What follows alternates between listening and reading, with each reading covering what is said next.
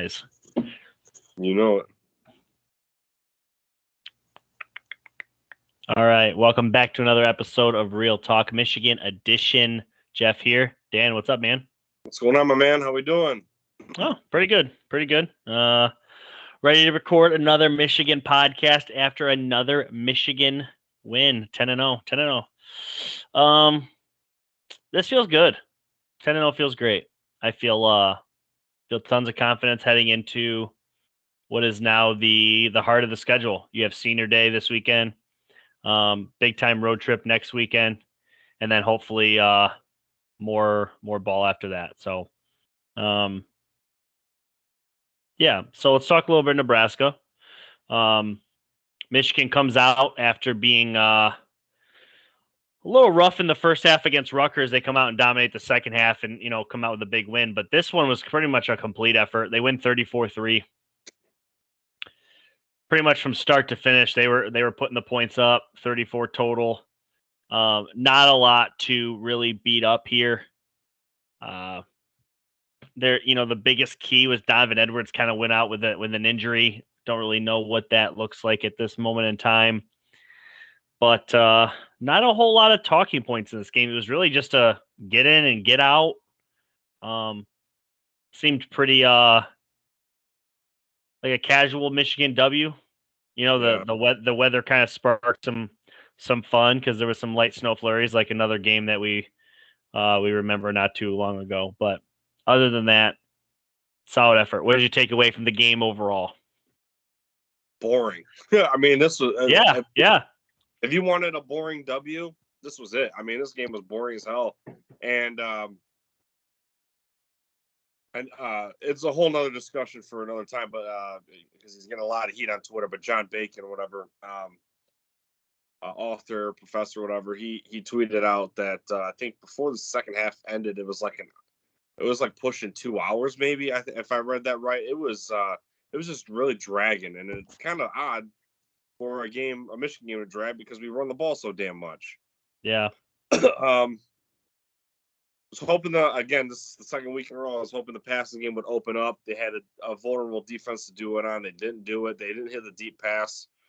It seems like Michigan is getting the sidelines, short and medium range game going on completion wise, but once they get just not hitting that deep ball, and looks like it's a little bit of the separation issues, a little bit of touch on JJ's part.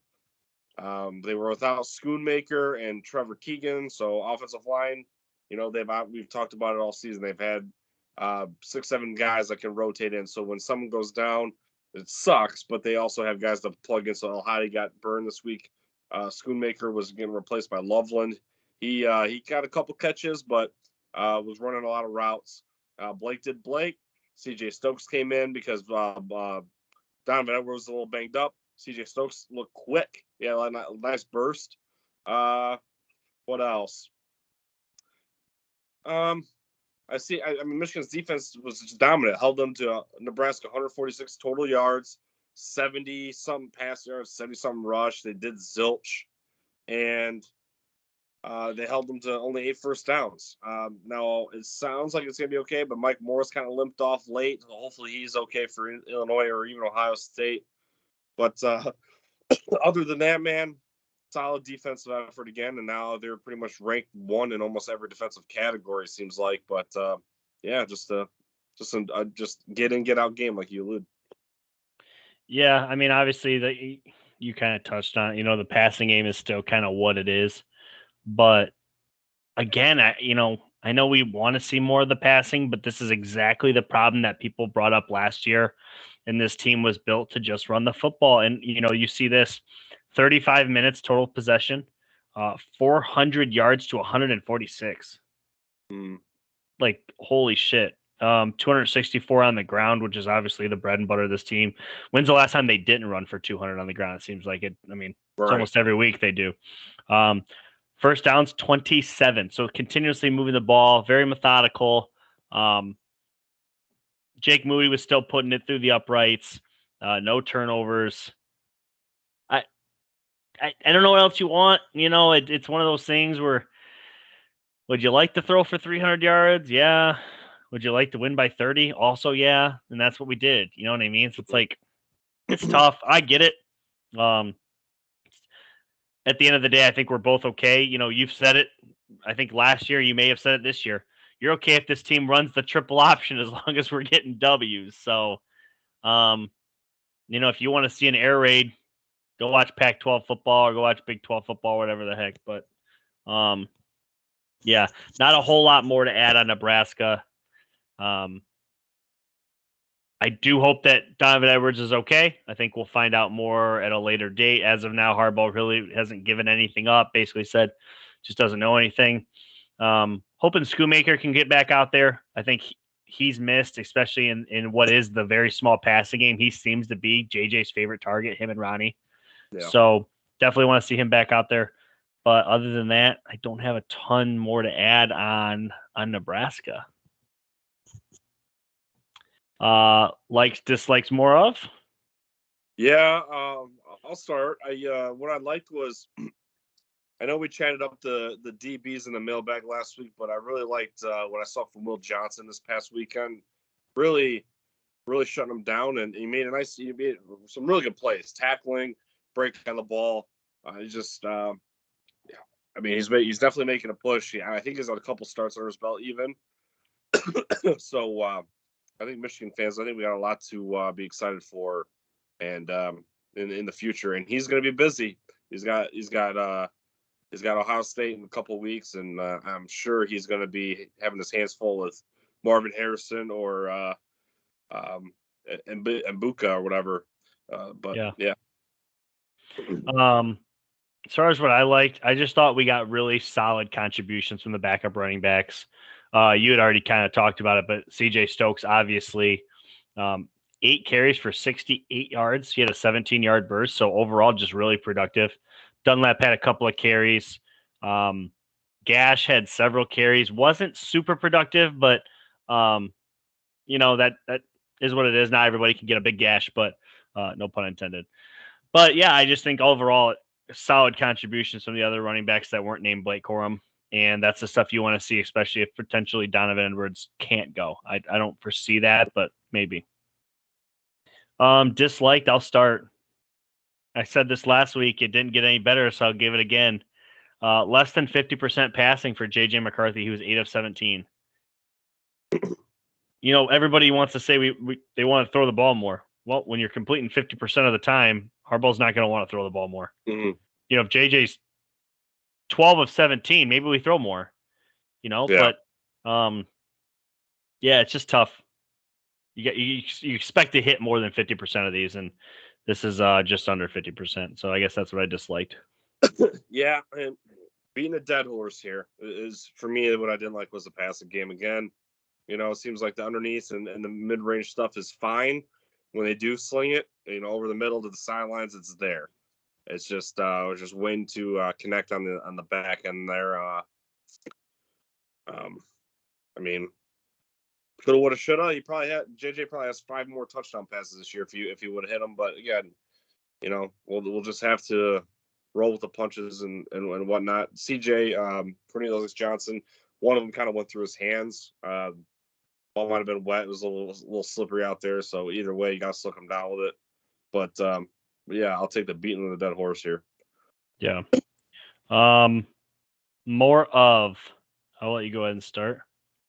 What I really liked, it was one play, and that was the RPO with Ronnie Bell. It was the fake handoff, and all JJ did was flick the wrist, and he was on the out route to the left corner, and it was just beautiful. And I don't know why they don't play action way more. I mean, this team is literally built for play action. So I don't know if they're just keeping their chips close to the chest and waiting for this Ohio State game to really open it up. I don't know. I don't understand why doing it more is going to give them more film, but I don't know. I just never understood why we don't PA more and why we don't use our size advantages in the red zone. I know Eric All is out for the season, but I mean, that guy should, you know, put a siren on his back and just back his ass in the end zone for two touchdowns almost every game, it seems like. But you know, so I feel like JJ they didn't need to use him like Denard Robinson did with Junior Hemingway. He's like, fuck it, Junior Hemingway's down there somewhere. Yeah. Why not? But I really like that play with Ronnie Bell, and I feel like that could be really lethal if they utilized it more. Yeah. I got 3 here. More Blake. Love seeing this. Pursuit of the Heisman is fun. For Aiden last year, he had that great defensive season, but I never thought for 1 second he was going to win the Heisman. Mm-hmm. Like, Blake's to the point where I think he could potentially win the Heisman if he can finish this season with a big W in Columbus and just get where he needs to be with, tacking on these yards and these touchdowns. So more Blake, more W's. 10-0 feels great, but it feels better. 11-0. So get more W's. I'm really digging this. And more Jesse Minter. This dude has been an absolute rock for this team. They're number 1 in every category. I know they haven't played the toughest schedule out there, but Brad says this a lot. I'm going to steal it from him. When you play bad teams, beat their ass, and that's what they do. They do that to every team they play. They dominate them. There was one game that was decided by a touchdown or less, and that was the Maryland game. So, love to see it. Anything else on Nebraska? Oh, you know what? Sorry to cut you off. The Bussin Bowl, the trophy. I think that was. I think that came out really good. I know we talked briefly about the trophy, but after you've seen the trophy, after you've seen the pictures of everybody doing it, I thought it was done really well. What did you think? Yeah, the trophy's massive. If anyone hasn't seen it, I posted on the Real Talk page. It's got Taylor Warren and Will Compton, of course, shaking hands. And Will Compton looks a little sad, whatever, but yeah. It's a cool trophy, and I don't know if they're gonna put that in Schembechler Hall in the trophy case. I'm assuming they might, but either way, it's something cool to play for. And even though Nebraska's in the West, when we do play them, it's usually a pretty good matchup. So I thought it was cool. I disliked, and I understand it's by. Barstool's kind of frowned upon through ESPN and all those other guys. They don't really acknowledge Barstool. But I was a little disappointed that it wasn't on the broadcast at all. And if it was, I totally missed it. I didn't see it. I can't recall. Yeah, I was a little disappointed it wasn't featured on the broadcast. I thought maybe somehow it would have been acknowledged. But like I kind of said that to you. I didn't know if that was going to get to that point. But I did think that it was done really well after the game. Presentations, all the photos I seen on social media, it looked really cool. So. Sorry to cut you off there. I don't know if you had anything else. No, I was just clearing my throat. We're good. Illinois. Home against Illinois this weekend, ABC at noon. Michigan's favored by 18. It is senior day. I'll briefly just highlight Ronnie Bell, 5th-year player, has 6 years of eligibility. Harbaugh just recently said on the Inside Michigan Football podcast / radio show that this is it for Ronnie Bell. So this will be his last home game played at Michigan Stadium this coming weekend, which is kind of sad, but at the same time, very cool. A player that, if you remember correctly, I know you do. You're a big history guy like this, but Ronnie Bell started as like the 4th receiver on a team that was loaded at wide receiver. Nico Collins, Donovan Peoples-Jones, Tariq Black, all those guys, and it basically emerged as the number 1 wide receiver in an area where he shouldn't have been. Famously dropped the Penn State catch for the touchdown on the road. Got some death threats from Michigan fans at that time. Didn't waver him. Battled back, fought back. Was in for a very big 2021 when he tore his ACL week 1. Yeah. Battles back from that, and now has had what's looked to be a great season as he looks to add more. Love Ronnie Bell. Gonna miss Ronnie Bell. What a super cool story because he had no offers, just Michigan. Michigan was his only offer, and it was through a family friend that told Harbaugh about a kid that was really good at basketball. So that's my little senior highlight there. Anything you wanted to add? Well, with Illinois, they're right behind Michigan in terms of statistics in the conference on defense, especially. This is going to be a good test for Michigan. Illinois stylistically is like Michigan light. They try to do everything that U of M does, just with less talent per se, quote unquote. But they need to be treating this with focus chaos. They have to go in and not look ahead to Ohio State. They have Chase Brown, obviously, who's pulling the Heisman pose and still losing, but he's got more yards than Blake. He's run for more times than Blake. He's got 1,400 yards, 7 touchdowns. And, DeVito, their quarterback, he takes care of the ball. He's only got 3 picks on the year, 15 touchdowns. So his numbers really close to J.J. McCarthy's, a little bit more yardage. Same thing with Chase Brown. The numbers are really close. So, again, they try to do similar things. 18-point favorite.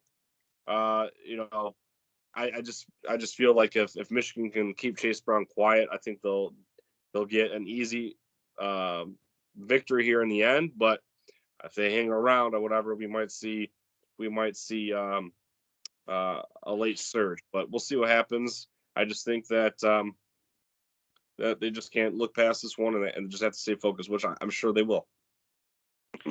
Yeah, I think ultimately, they have huge goals, and this team has been able to weather the storm of pretty much every team they've played so far. And I don't expect this to be any different. I will say, I was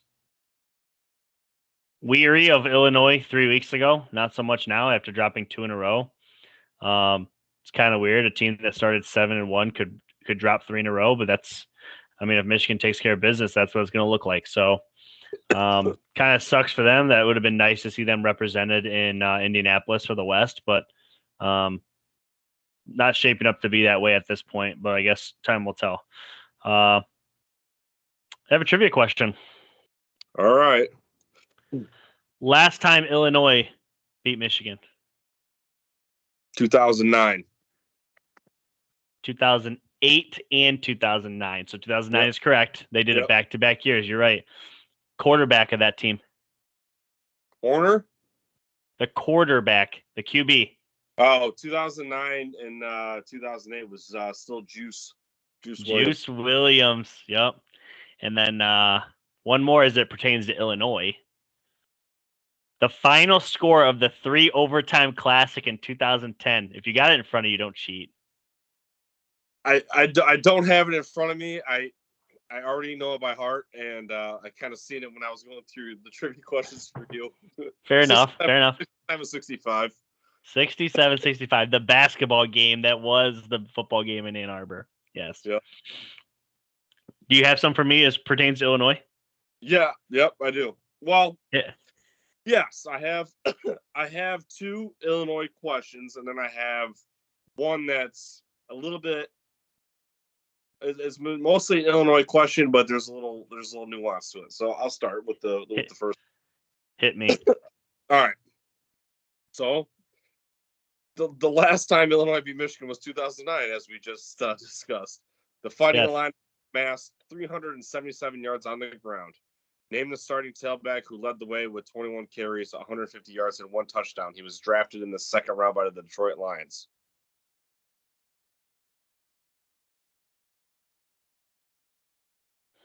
His name starts with an M. Yes.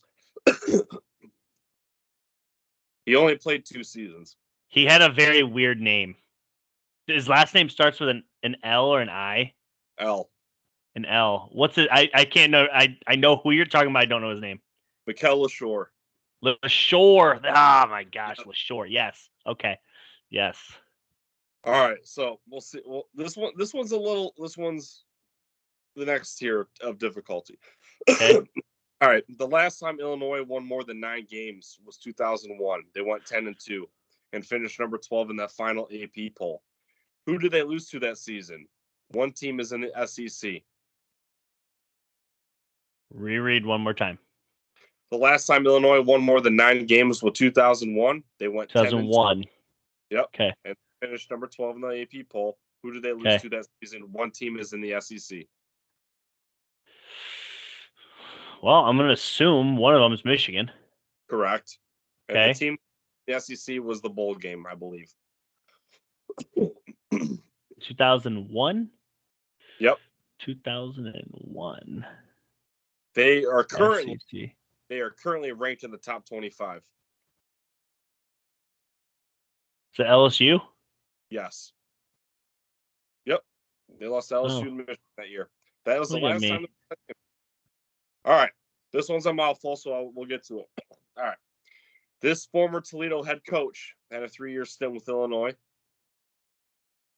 Was fired 7 days before the 2015 season for allegedly abusing his players. Was also busted for sending Illinois Savage to Penn State to recruit players after the Jerry Sandusky scandal. Illinois also self-reported a secondary violation when this coach was chewing tobacco versus Wisconsin.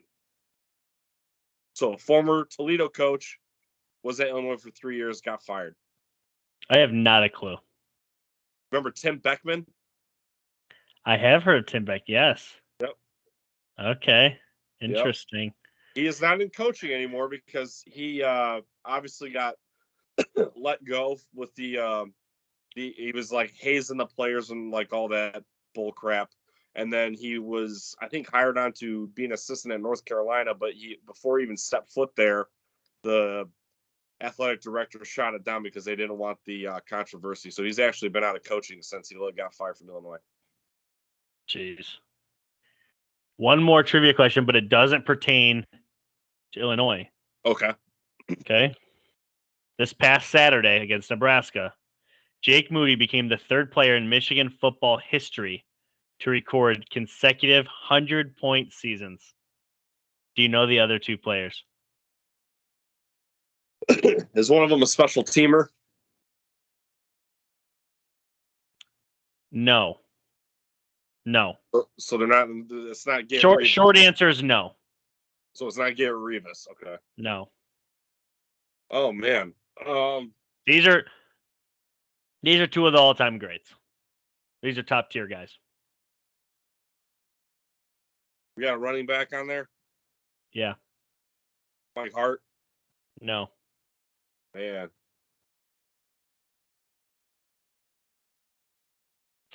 Little earlier than Hart. Chris Perry. Earlier. You're getting closer. Holy shit. You're right there. Huh? You're right there. Just Anthony need to get a little earlier. Anthony Thomas, the A train. Okay. And now the other one, old school. Is that one dude like before the light bulb? His name's like Albert Weinstein. No, he's one of the 3 Heisman Trophy winners, though. Tom Harmon. Okay. Tom Harmon. Yes, Tom Harmon. Because I know in like 1902 we had someone who scored like 26 touchdowns in the season, so I didn't know if it was him. No, but yeah, Anthony Thomas, Tom Harmon, pretty elite group. Jake Moody just found himself in, so yeah, attaboy on him. Anything else on Illinois before we get to a mailbag here? That's it, bud. Okay. First question. From Jared. Ohio State and Michigan both making the playoffs, question mark. I don't think so. I think even if Michigan loses close, I think they get left out because of I think their non-conference schedule is going to be something that the committee is going to be hard, like trying to get over. With them hesitating them to move them even past 3 right now, and then them already showing Clemson love before they showed us love. I feel like we just kind of got grandfathered in because Clemson lost. I don't think they trust us. So if we lose to Ohio State, I think we're going to the Rose Bowl. Yeah, I think I would ultimately agree because there's really 2 scenarios that you could even argue a team would get in. Ohio State losing super close at home. You could argue because they've been a top 2, maybe 3 team all year as far as what the rankings go. And I think they even had a week or 2 at number 1. So they definitely would have a case as far as, what the committee thinks of them.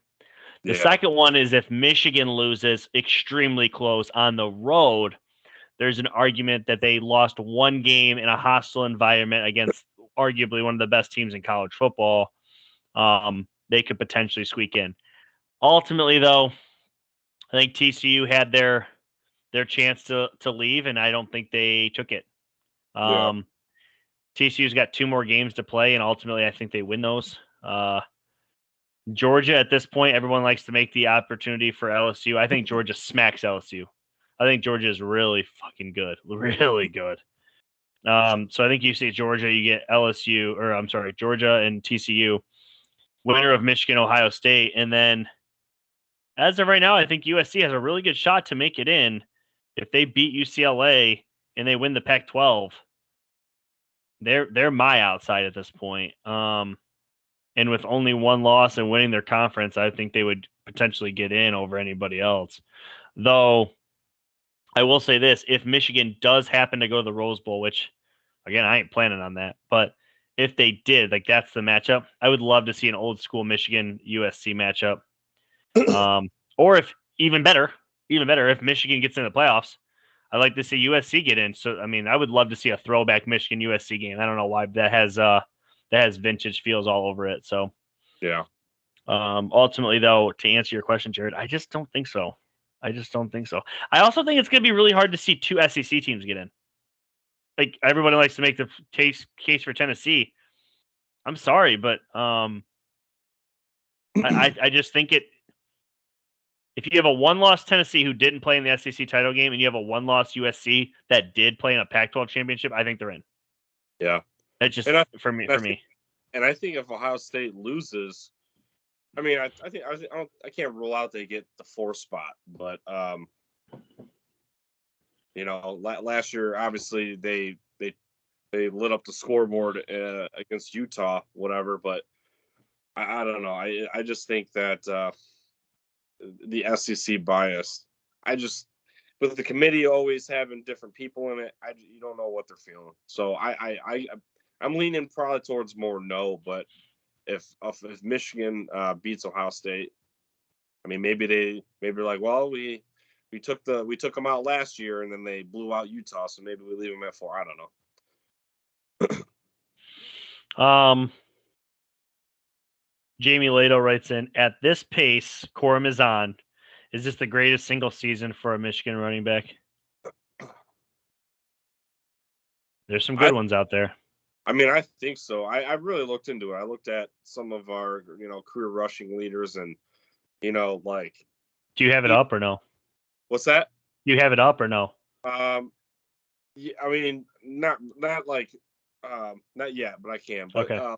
Tyrone Wheatley, like he wasn't like really ever past like 1,300 yards, but super consistent. Obviously, Ron Johnson has the single game rushing record. So I mean, if you really go look at it, especially the 90s and 2000s, Michigan had running backs just the light. It's crazy, but I'll let you answer that, and I'll pull it up. Hold on. Ultimately, I just think that Blake is on a tear. He's got 1,400 yards and 17 touchdowns. So I think at the minimum, he's got 3 more in him, which puts him at 20. Yeah. Okay. And you'd have to assume he's at least 125 a game still. That's what he's been averaging at least at, right? Yeah. Which puts him at 375. So just shy of 17. Let's just say 8. Let's just round up and say 1,800 yards and 20 touchdowns. Goodness gracious. I mean, that's a massive year. Yeah. And 3 touchdowns, I think, is even a little light. So, I think he actually, I'm calling him to break Hassan Haskins' record. Yeah. His rushing touchdown record. And as far as the rushing yards go, I think the sky's the limit. I think he has another 200-yard game in him. I really do. If not multiple. So we're going to need every yard and every score against Ohio State. And gosh, big game this weekend on Senior Day. You got the game in Columbus, and then at the least, you have at least a bowl game. Yeah. Blake strikes me as the kid that would play in that type of game, but maybe not. Who knows? Yeah, hard to say, but I think it's the greatest running back season I think I've seen in my lifetime. Mike Hart was good, but he wasn't this elite. Hassan Haskins was great in spurts, but not for a whole season like this. Yeah, I think this is top tier. I think this is elite shit right here from Blake. Right. So here, real quick. So obviously players play for more than one season, right? So just clicking on like Mike Hart, his and we're talking about statistics, right? So 2006, his best year, 1,562 on the ground, 14 touchdowns. Blake's already better than that. Right. Then we go to Jamie Morris. He's number 3 in career all-time rushing yards. His best season, 1,703 yards, 14 touchdowns. We'll go Blake's probably going to be better than that. And when the guy who we talked about, Anthony Thomas, his best year was senior year, 1,551 yards, 16 touchdowns.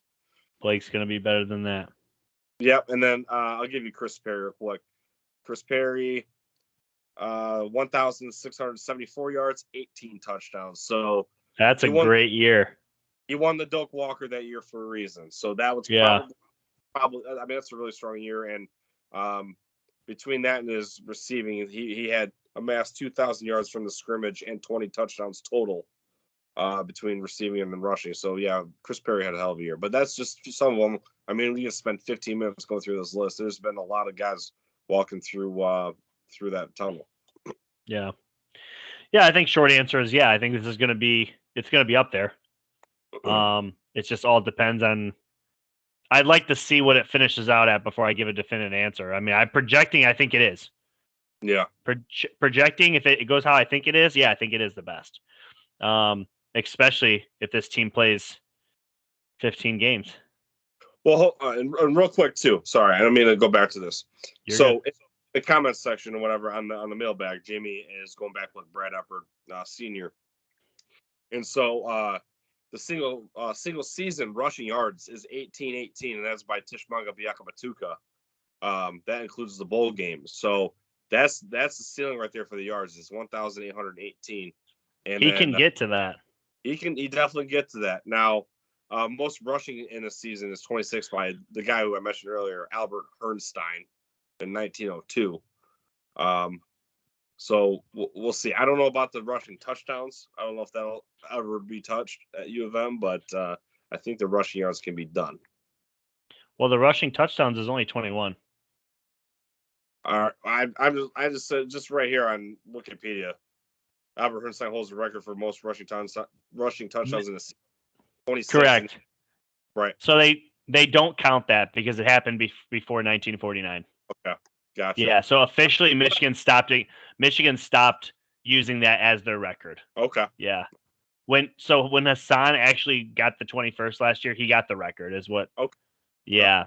Because yes, that is the official record is 26, and I think a lot of probably Michigan purists maybe they believe the 26 is still the record, even though it wasn't in the modern day. But that's a stretch for Blake to hit. He'd have to hit almost 3 or 4 touchdowns a game.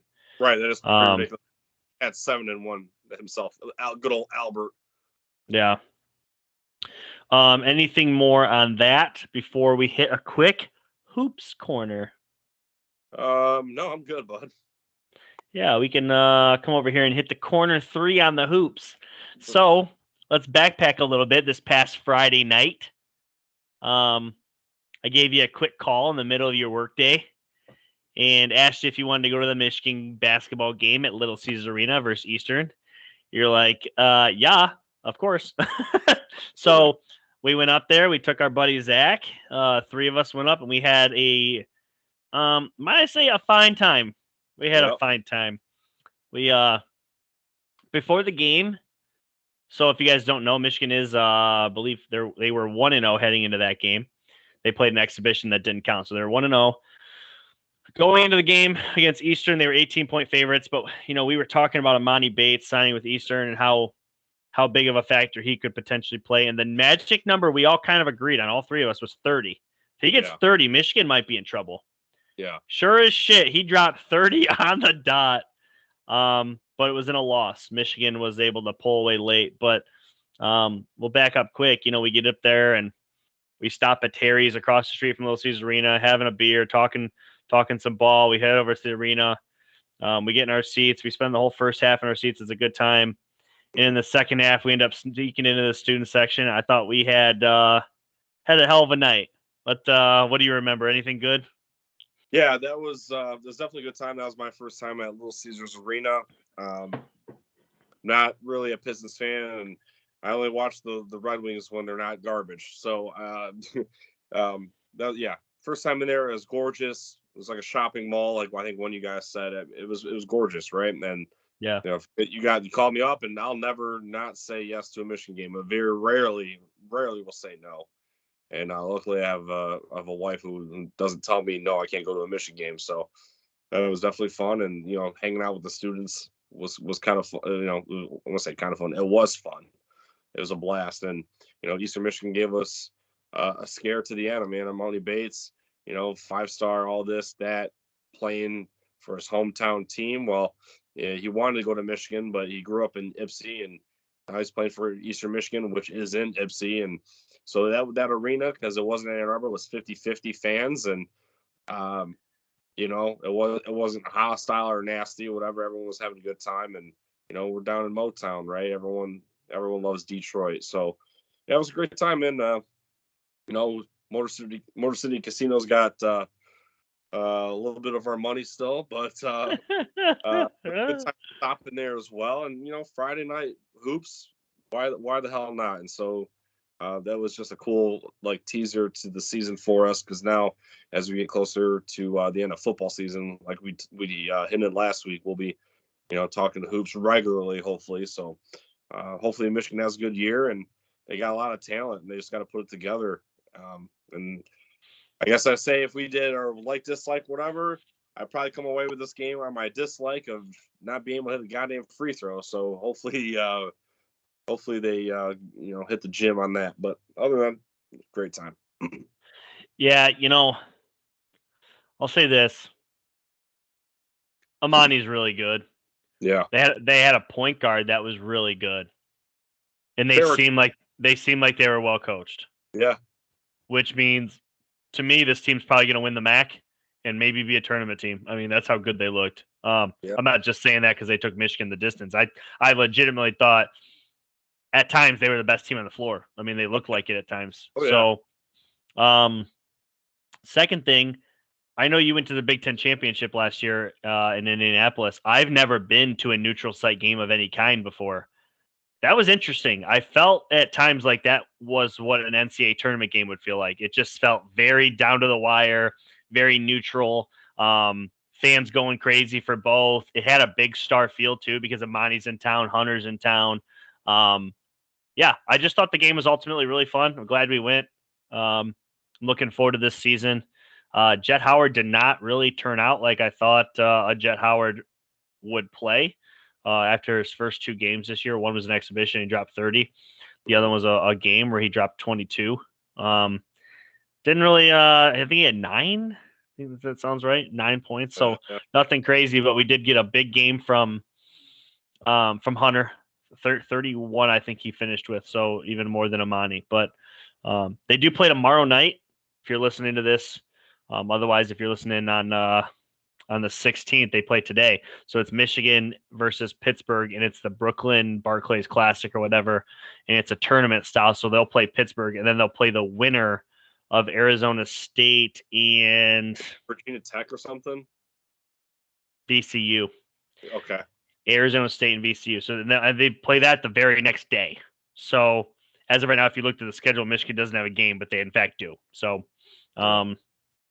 they play. They play back-to-back days, and then I think they also have a game on Sunday. They do against Ohio, so they're back at home against Ohio Bobcats. So fun couple of days here for Michigan hoops. Quick little Michigan corner we had here as far as a like-dislike more of.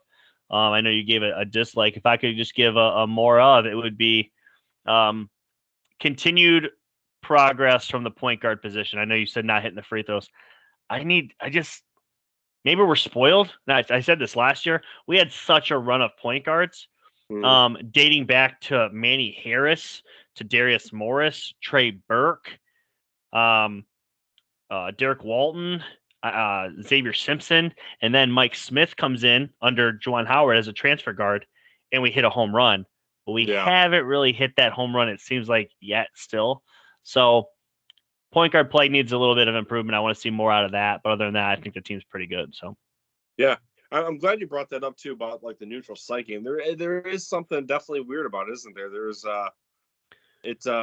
It felt off, didn't it? It felt weird. Like I've never experienced anything like that. Yeah, I don't know if you want to call it like keeps you off balance, but yeah, you definitely don't feel like you're at home. And that was, at the Big Ten Championship last year, I'd still say it was probably 70-30 Michigan Iowa fans. But then when you go to the Orange Bowl and you realize like how top dog premier Georgia is, and then you realize like they can travel too, right?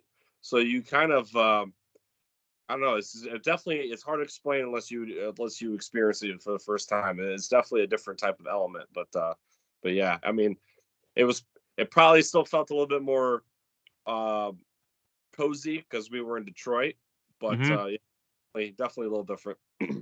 Yeah, and I guess one more thing is like prior to the game, we stopped at Harry's, and that bar was probably 95% Michigan fans.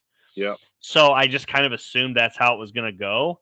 Yeah. And even walking into the arena, it was all Michigan fans. We go sit down in our seat, it's all Michigan fans. As soon as that game started, man, Eastern got loud, real loud, and it's like, oh boy. And I know you have Eastern Michigan and Michigan playing, but I also think you had a lot of just Amani Bates fans. I just think because he's the hometown kid, everyone was behind him, and so yeah. I mean, I don't think he had one assist, but he was definitely going out. He going out of the way to line up the scoreboard. But anyways, yeah, that was a good time. Yeah. Week 11 games. Georgia at Kentucky this weekend. Georgia trying to get to the SEC championship game. Kentucky hasn't really been elite level squad since like week 4 or 5. Opinions on this game?